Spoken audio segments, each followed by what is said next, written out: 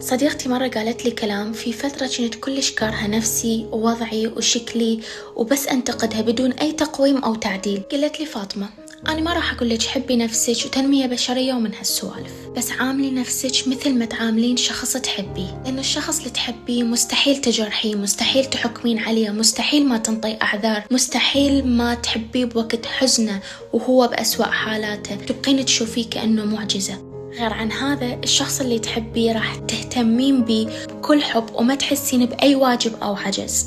مثلا راح تطي تغذية وأكل صحي، نصحي بممارسة الرياضة، راح تحافظين على طاقته إذا حسيتيه هو بفترة داون أو تعبان نفسيا، راح ترتبين غراضه، تنظمين حياته وتخططين للمستقبل، وعلى الأقل ماكو احتمالية ندم على هذا الحب والاهتمام، لأنه لنفسك، لأنها تستاهل. هذا الكلام ما راح أنساه، حبيت أنقله لكم لأنه كلنا نحتاج نسمعه. تاج لأصدقائكم اللي